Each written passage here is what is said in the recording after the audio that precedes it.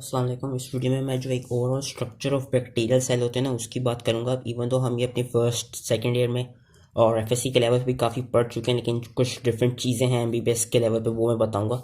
तो जो शेप और साइज़ ऑफ बैक्टीरिया होते हैं, वी नो कि हमने उनको डिफरेंट शेप्स पे और डिफरेंट स्ट्रक्चरल उस पर डिफरेंसेस पे क्लासीफाई किया हुआ है। जिस तरह जो बैक्टीरिया जिनकी जो शेप होती है वो सर्कुलर इन साइज होती है उनको हम कॉक्साई कहते हैं। जो रॉड शेप बैक्टीरिया होते हैं उनको हम बेसिलाई कहते हैं। जो स्पाइरल शेप होते हैं उनको हम स्पायरोसाइट्स कहते हैं। अब होता क्या है कि जो आपके मेडिकली जो ज़्यादातर इंपॉर्टेंट बैक्टीरिया होते हैं वो ज़्यादातर राउंड शेप बैक्टीरिया ही होते हैं, और उनका उन्होंने फर्दर यहाँ दिखाया हुआ है। जिस तरह अगर कोई ऐसे बैक्टीरिया हो जो दो राउंडेड पेयर्स की फॉर्म में हो तो उनको हम डिप्लोकॉक्साई कहेंगे। जो इस तरह एक लीनियर चेन स्ट्रक्चर हो रॉड्स सर्कुलर शेप्स बैक्टीरिया का, इनको हम स्ट्रेप्टोकोकाई कहेंगे, उन्होंने दिखाया हुआ है भी जो इन चेन्स में हो।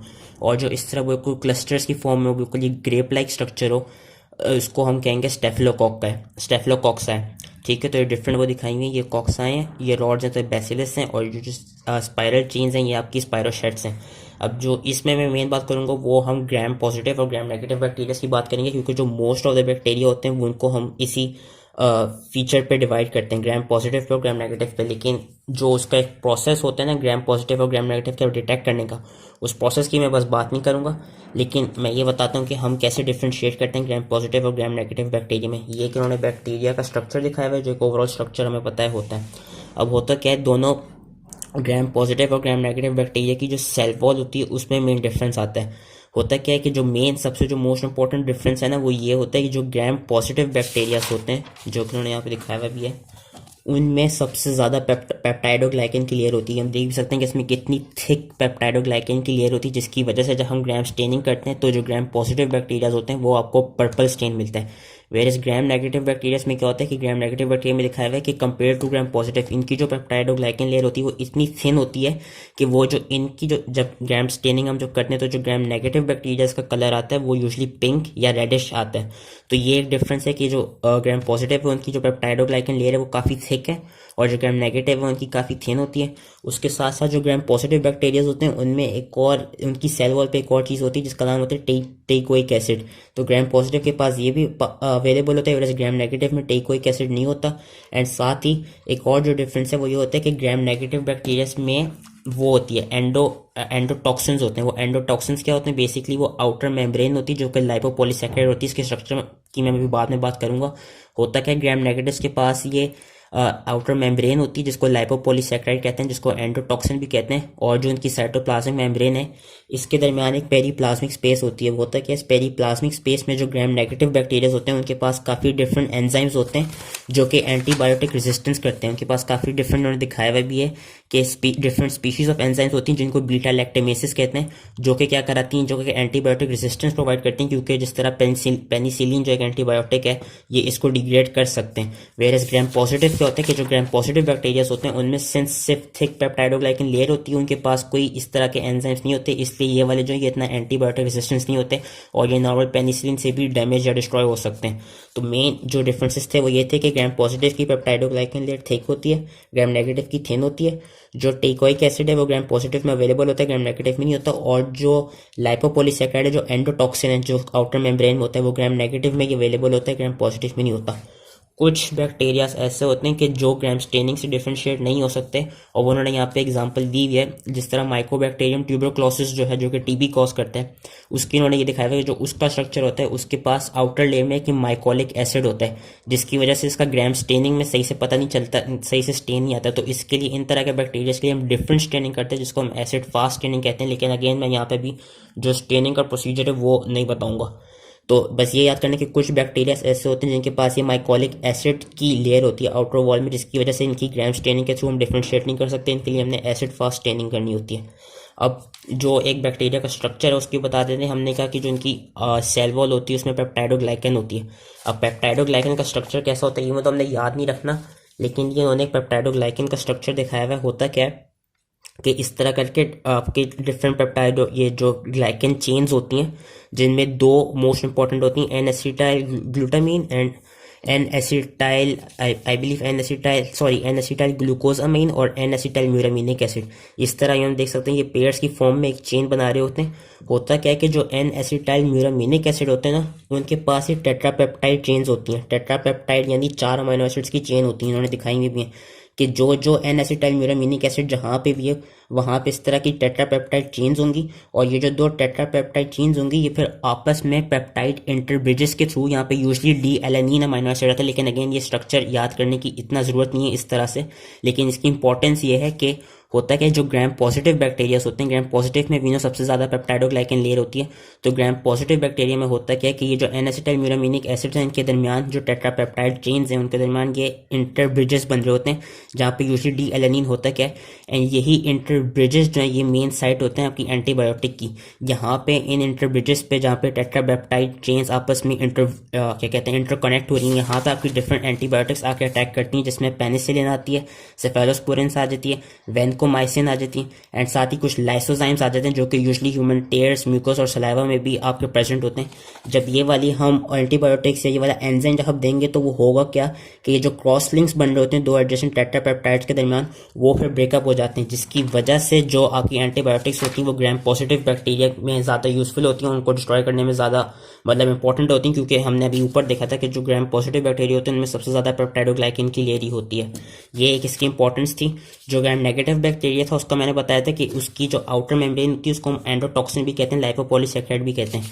उसका स्ट्रक्चर ज़रा इंपॉर्टेंट है, उसका स्ट्रक्चर हमें याद करना होगा। उसका स्ट्रक्चर में क्या होता है, उसका ऐसे स्ट्रक्चर होता है बेसिकली उसकी एक फॉस्फोलिपिड लेयर होती है जिसको लिपिड ए कहते हैं, जो कि मेन टॉक्सिसिटी प्रोवाइड करती है जिस पार्ट में आपकी वो जिस पार्ट को एंडोटॉक्सिन हम कहते हैं, क्योंकि इसी फीचर की वजह से जब भी ये बैक्टीरिया हमारी सरफेस के साथ या हमारी किसी भी जगह पे जाके इन कांटेक्ट आएगा तो इसी वजह से ये हमारे अंदर कुछ डिजीजेस कॉज करता है, जिसकी वजह से हमको फीवर होता है या हम शॉक की स्टेट में जा सकते हैं। तो जो एंडोटॉक्सिन होते हैं उनके पास हमें याद रखना है एक फॉस्फोलिपिड लेयर होती है जिसको लिपिड ए कहते हैं, which is responsible for toxic effects. उसके पीछे इसके पास एक कोर पॉलीसैकेराइड लेयर होगी जो कि लिपिड ए से कनेक्ट हुई भी होगी, और ये जो कोर पॉलीसैकेराइड लेयर होगी ये अबाउट 5 शुगर्स की वो होगी, इसमें 5 शुगर कंपोनेंट्स होंगे। और जो फिर सबसे लास्ट लेयर होगी जो पॉलीसैकेराइड की लेयर होगी वो बेसिकली उसमें एंटीजेनिसिटी पाई जाती है, वो एंटीजेनिक आपका पार्ट होता है इस एंडोटॉक्सिन बैक्टीरिया जो ग्राम नेगेटिव बैक्टीरिया उसका। और इसमें क्या होता है कि जो आउटर पॉलीसैकेराइड लेयर होती है इसमें 25 रिपीटिंग यूनिट्स होते हैं 3 to 5 शुगर्स के, और ये इसका ये इंपॉर्टेंट ये याद रखना है कि ये बेसिकली एंटीजन होता है ग्राम नेगेटिव बैक्टीरिया का। तो इसका जो स्ट्रक्चर था जो लाइपोपॉलीसैकेराइड होती है जो आउटर मेम्ब्रेन थी वो हमें याद रखना है कि इसमें फॉस्फोलिपिड लेयर होगी जो कि टॉक्सिक इफेक्ट प्रोड्यूस करेगी, एक कोर पॉलीसैकेराइड लेयर होगी और एक आउटर पॉलीसैकेराइड लेयर होगी। साथ ही फिर उन्होंने यहाँ पर टेकोइक एसिड का बताया हुआ है कि जो टेकोइक एसिड होता है वो ग्राम पॉजिटिव बैक्टीरिया में हमने पीछे देखा था ज़्यादा पाया जाता है, और इसका काम क्या होता है कि ये एक तो अटैचमेंट के लिए इंपॉर्टेंट होता है टू म्यूकोजल सेल्स, बाकी ये भी ये कहते हैं इन्फ्लेमेशन और सेप्टिक शॉक इंड्यूस कराता है जो ग्राम पॉजिटिव बैक्टीरिया होते हैं। कि लेट सपोज अगर ग्राम पॉजिटिव बैक्टीरिया आएंगे हमें क्या कहते हैं किसी भी तरह से डैमेज करने या जैसे वो हमें इन्फेक्ट करेंगे तो उसकी वजह से जो हमें इन्फ्लेमेशन और सेप्टिक शॉक जो हम जिस स्टेट में जाते हैं वो हम इस टेकोइक एसिड की वजह से जाते हैं। और एक चीज़ मैं बस बताना भूल गया था कि जो सेल वॉल होती है जो पेप्टाइडोग्लाइकन है इसके जो मेन फंक्शंस होते हैं वो यही होते हैं कि it is important for providing, जो सेल वॉल का एक फंक्शन होता है कि for providing protection, for protecting the normal characteristic of the cell and for allowing it to withstand low osmotic pressure। ये इसकी खास बात थी। उन्होंने इस टेबल में भी यही चीज़ें जो इनके फंक्शंस दिखाए हुए जो बैक्टीरिया के पास वो स्ट्रक्चर्स होते हैं कि ये जो पेप्टाइडोग्लाइकन है रिजिड सपोर्ट प्रोवाइड करता है, ऑस्मोटिक प्रेशर के खिलाफ प्रोवाइड करता है, और साथ ही यही रीजन होती है ग्राम पॉजिटिव बैक्टीरिया में जहाँ पे पेनिसिलिन, सेफेलोस्पोरिन्स और लाइसोजाइम आके क्या कहते हैं एक्ट करते हैं। आउटर मेम्ब्रेन जो आउटर मेम्ब्रेन है ग्राम नेगेटिव की वो मैंने भी बता दी। लिपिड ए जो है वो टॉक्सिक इफेक्ट प्रोड्यूस करती है। पॉलीसैकेराइड में एंटीजेनिक प्रॉपर्टी पाई जाती है। जो ग्राम पॉजिटिव है उसका उन्होंने बताया कि टेकोइक एसिड के थ्रू मैंने बताया था कि उसके थ्रू वो अटैच होता है। बाकी हम आगे डिफरेंट स्ट्रक्चर्स पढ़ लेते हैं, लेकिन ये इतने ज़्यादा इंपॉर्टेंट नहीं क्योंकि इनका यूजली हम ये चीज़ें पढ़ चुके हैं। जो साइटोप्लाज्मिक मेम्ब्रेन होती है उसके कुछ फंक्शंस ये होते हैं कि it is responsible for active transport of molecules into the cell. It क्या कहते हैं provides energy generation by oxidative phosphorylation. It provides synthesis of precursors for the cell wall and its secretion of enzymes and toxins के ये इसके 4 functions हैं। ये basically याद कर लेने। साइटोप्लाज्म में भी जो राइबोसोम्स हमें पता है कि राइबोसोम्स बेसिकली साइट होते हैं प्रोटीन सिंथेसिस के बैक्टीरिया में, और जो हमारे जो यूकैरियोटिक एंड जो प्रोकैरियोटिक सेल होते हैं उनका राइबोसोम में डिफरेंस ये होता है कि जो राइबोसोम्स होते हैं उनके 70s इन साइज होते हैं, वेरस हमारे 80s होते हैं, एंड इनके जो सब यूनिट्स होते हैं वो 50s और 30s सब यूनिट होता है। साथ ही फिर न्यूक्लियोइड हमको याद रखना है, न्यूक्लियोइड बेसिकली बैक्टीरिया का वो रीजन होता है जहाँ पे क्या कहते हैं डीएनए पाई जाती है। इनके पास थ्रू डीएनए नहीं होती, लेकिन जो इनकी डीएनए होती है वो सिंगल और सर्कुलर, वो सिंगल होती है एंड वो सर्कुलर इन शेप होती है। बस कुछ बैक्टीरिया हैं जिनकी इन्होंने क्या कहते हैं वो एक्सेप्शंस दिखाई हुई, जिनके पास सर्कुलर और सिंगल डीएनए नहीं होती। वो हम अभी आगे जाके जब हम आगे और पढ़ेंगे तो याद करेंगे। इस तरह ने दिखाया हुआ है कि जो विब्रियो कॉलरा है इसके पास 2 सर्कुलर क्रोमोसोम्स होते हैं, और जो एक बैक्टीरिया दिखाया हुआ है जो बोरेलिया बर्गडॉर्फरे है इसके पास बेसिकली लीनियर क्रोमोसोम होते हैं और मल्टीपल सर्कुलर और लीनियर प्लाज्मिड्स होते हैं। फिर प्लाज्मिड्स का हमने जो जेनेटिक इंजीनियरिंग की उसमें भी काफ़ी पढ़ा था कि ये हमें पता है double standard circular DNA molecules होते हैं, और इनका काम क्या है कि ये एक तो ट्रांसमिसिबल भी होते हैं और नॉन ट्रांसमिसिबल भी होते हैं। ट्रांसमिसिबल ऐसे होते हैं कि जब हम आगे पढ़ेंगे जो कॉन्जुगेशन प्रोसेस होता है उसके थ्रू ये ट्रांसमिट हो सकते हैं एक बैक्टीरियम से दूसरे बैक्टीरियम में। एंड इनके पास जो प्लाज्मिड्स होते हैं उनका मेन फंक्शन ये है कि इनके पास जीन्स होती हैं which provide resistance to antibiotics, which provide resistance to heavy metals, which ऐसी जीन्स होती हैं जो कि पिलाई की फॉर्मेशन में हेल्प करती हैं। और इनके पास जो प्लाज्मिड्स होते हैं उनके पास ऐसी जीन्स भी होती हैं जो कि बैक्टीरियोसिंस की प्रोडक्शन में हेल्प करते हैं। अब बैक्टीरियोसिंस थोड़ा इंपॉर्टेंट है क्योंकि जो बैक्टीरियोसिंस है बेसिकली बैक्टीरियोसिंस वो टॉक्सिक प्रोटीन्स होती हैं जो कि एक तरह का बैक्टीरिया प्रोड्यूस करता है दूसरे बैक्टीरिया को किल करने के लिए। इसकी इंपॉर्टेंस यही है कि लेट सपोज कि कोई एंटीबायोटिक रेजिस्टेंट बैक्टीरिया हो, वो एंटीबायोटिक से नहीं मर पा रहा हो, तो हम बैक्टीरियोसिंस यूज करके उस बैक्टीरिया को जो कि एंटीबायोटिक रेजिस्टेंस है उस बैक्टीरिया को मार सकते हैं। और उसकी इन्होंने यही इंपॉर्टेंस दिखाई हुई है क्योंकि ये वो प्रोटीन है जो एक बैक्टीरिया ही प्रोड्यूस कर रहा है दूसरे बैक्टीरिया को मारने के लिए। और वो मारता कैसे कि by degradation of bacterial cell membrane, by producing pores, और by degradation of bacterial DNA by DNS.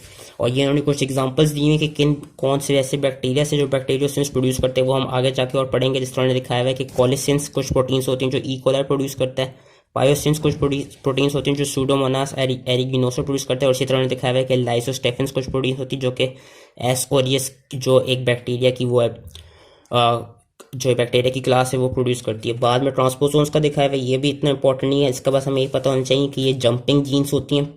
And ये भी आपके इनका भी जो मेन फंक्शन है वो यही है कि ड्रग रेजिस्टेंस प्रोवाइड करती हैं। फिर कुछ स्ट्रक्चर्स होते हैं जो आउटसाइड सेल वॉल होते हैं, इनमें ये जो स्ट्रक्चर्स हैं ये यूजुअली एसेंशियल नहीं है, मतलब ये अगर बैक्टीरिया के पास ना भी हो तो उससे कोई इतना फर्क पड़ेगा नहीं। कैप्सूल, फ्लैजिला और पिलाई एंड ग्लाइकोकैलिक्स। फ्लैजिला और पिलाई बता देता हूँ। फ्लैजिला और पिलाई ज़्यादा इंपॉर्टेंट इसलिए क्योंकि फ्लैजिला में पता है कि ये मोटिलिटी प्रोवाइड करता है, एंड फ्लैजिला भी हम क्या कहते हैं जो लेबोरेटरी होती है उसमें हम देख सकते हैं कि फ्लैजिला की इंपॉर्टेंस ये है कि हम फाइंड कर सकते हैं कि किन बैक्टीरिया में फ्लैजिला है किन में नहीं है। जो पिलाई की भी यही एक खास बात है कि ये अटैचमेंट के लिए यूज़ होता है कि इसकी जो भी जिस तरह यहाँ पीछे दिखाया हुआ है जो बैक्टीरिया है उसके पास जो पिलाएं जितने सारे जो मल्टीपल पिलाएं, इन्हीं पिलाए के थ्रू ये आपका जो ह्यूमंस जो आपकी ह्यूमन के जो रिसेप्टर्स होते हैं उनके साथ जाके अटैच करता है कि specific receptors on human cell surface. और पिलाई की भी यही एक खास हम पिलाए आगे पढ़ेंगे। एक सेक्स पिलस होता है जो कि क्या कहते हैं 2 बैक्टीरियाज की आपस में अटैचमेंट करवाते हैं जिसके थ्रू फिर कॉन्जुगेशन का प्रोसेस होता है। ग्लाइकोकैलिक्स की भी वही खास बात है कि ग्लाइकोकैलिक्स जो होती है वो बैक्टीरियाज की एडहेरेंस कराती है डिफरेंट ह्यूमंस की सर्फेसिस पे। जिस तरह ग्लाइकोकैलिक्स के थ्रू जो बैक्टीरियाज होते हैं वो आपके ह्यूमंस की skin, heart valves, prosthetic joints में और डिफरेंट जगहों पे जाके एडहेर कर सकते हैं। जो कैप्सूल होती हैं, कैप्सूल की उन्होंने खास बात ये दिखाई हुई है कि जो भी कैप्सुलेटेड बैक्टीरिया होता है वही उसी के पास ही पैथोजेनिसिटी होती है। वो बैक्टीरिया जिसके पास कोई कैप्सूल नहीं होगा वो यूजुअली नॉन पैथोजेनिक होगा। कैप्सूल का उन्होंने जिस तरह ये दिखाई हुई है कि it is a gelatinous layer covering the entire bacterium, और इसकी खास बात क्या है कि it is determinant of virulence in many bacteria, क्योंकि इसके पास एक प्रॉपर्टी होती है कि it limits the ability of phagocytes to engulf the bacteria, जिसकी वजह से बैक्टीरिया में पैथोजेनिसिटी आती है। दूसरा वही हम लेबोरेटरी में आइडेंटिफाई कर सकते हैं कि इन बैक्टीरिया के पास कैप्सूल है किन के पास नहीं है। और हम जो कैप्सुलेटेड बैक्टीरियास होते हैं उनको ज़्यादातर हम क्या कहते हैं वैक्सीन्स में देते हैं, क्योंकि उनकी खास बात ये है कि वो जब आपकी बॉडी में जाती हैं तो वो प्रोटेक्टिव एंटीबॉडीज़ को एलिसिट कराती हैं कि वो प्रोड्यूस हों। एंड लास्ट उन्होंने इसकी जो दिखाई हुई वो यही कि ये भी कुछ हद तक एडहेरेंस के उसमें यूज़ हो सकती हैं। अब जो लास्ट है जो लास्ट इस चैप्टर में जो चीज़ है वो है जो बैक्टीरिया का इंपॉर्टेंट फीचर है वो है spore formation. Spore formation important क्यों? क्योंकि स्पोर्स बेसिकली बैक्टीरिया, अगर लेट्स सपोज ऐसी इन्वायरमेंट में हो जहाँ पे उसके पास न्यूट्रिएंट्स ना हो जिससे वो आपका सर्वाइव कर सके, तो वो एक स्पोर प्रोड्यूस करेगा, जो कि उन्होंने दिखाई हुई भी कि यहाँ पे स्पोर फॉर्मेशन हो कैसे रही है। अब उस स्पोर फॉर्मेशन की खास बात ये होगी कि उस स्पोर्स में एक तो बैक्टीरिया की अपनी डीएनए होती है, आपके बैक्टीरिया की कुछ क्या कहते हैं, जो बैक्टीरिया होती है उसमें मोस्ट इंपॉर्टेंट तो बैक्टीरिया डीएनए होती है, स्मॉल अमाउंट ऑफ साइटोप्लाज्म होता है, सेल मेम्ब्रेन होती है और लिटिल वाटर कंटेंट होता है। होता क्या है कि जब बैक्टीरिया सर्वाइव नहीं कर पाता तो वो उस तरह स्पोर्स प्रोड्यूस करता है, एंड स्पोर्स में जो इंपॉर्टेंट चीज़ होती है वो होती है कैरेटिन। कैरेटिन लाइक कोट होती है और डिपिकोलिनिक एसिड होता है। ये दो इंपॉर्टेंट स्ट्रक्चर्स क्यों होती है? क्योंकि बेसिकली इन्हीं चीज़ के थ्रू जो स्पोर्स के इंपॉर्टेंट फीचर है वो ये कि इन कैरेटिन की वजह से और इस डिपिकोलिनिक एसिड की वजह से they are resistance to heat, they are resistance to dehydration, radiations and chemicals. यही बेसिकली स्पोर्ट्स को रेजिस्टेंस प्रोवाइड करती हैं, जो कैरेटिन वगैरह होता है। एंड इसकी वजह से ही कि आपका जो, अगर समझो जो स्पोर्ट्स होते हैं वो कहीं पे भी, यूजली सॉइल में ज़्यादातर होते हैं लेकिन वो इन्वायरमेंट में कहीं पे भी हो सकते हैं। एंड इसी वजह से हमें जो अपने मेडिकल इक्विपमेंट होते हैं उसको ज़्यादा से ज़्यादा हाई टेम्परेचर पर स्टेरिलाइज करना पड़ता है, ताकि जो स्पोर्ट्स हैं ये आपके क्या कहते हैं डिस्ट्रॉय हो जाएं। क्योंकि अगर स्पोर्ट्स डिस्ट्रॉय नहीं होंगे ना तो होगा क्या कि जब फेवरेबल इन्वायरमेंट्स वापस आ जाएंगी तो जो स्पोर्ट्स होंगे वो फिर पैथोजेनिक बैक्टीरिया में कन्वर्ट हो जाएंगे। ये इन्होंने एंड पे टेबल दिया हुआ है, इस टेबल में यही चीज़ दिखाई हुई है कि जो स्पोर होती है, स्पोर की वजह से स्पोर्स बेसिकली जो स्पोर्स होते हैं they are highly resistance to heating, they are highly resistance to many chemicals and they can survive for many years specially in soil. They exhibit no measurable metabolic activity, जिसकी वजह से antibiotics जो हैं वो इनके खिलाफ जो कहते हैं इतनी इफेक्टिव नहीं होती। और स्पोर्स कौन से बैक्टीरिया प्रोड्यूस करते हैं? स्पोर्स बेसिकली जो बैसिलस एंड जो कोलोस्ट्रीडियम है, जो कि दोनों ग्राम पॉजिटिव रॉड्स हैं, ये वाले बैक्टीरिया जो होते हैं यही से स्पोर फॉर्मेशन कर सकते हैं, बाकी बैक्टीरिया स्पोर फॉर्मेशन इतनी नहीं कर सकते। So that was it. I hope ये इसलिए समझ में आ गया हो, एंड थैंक यू।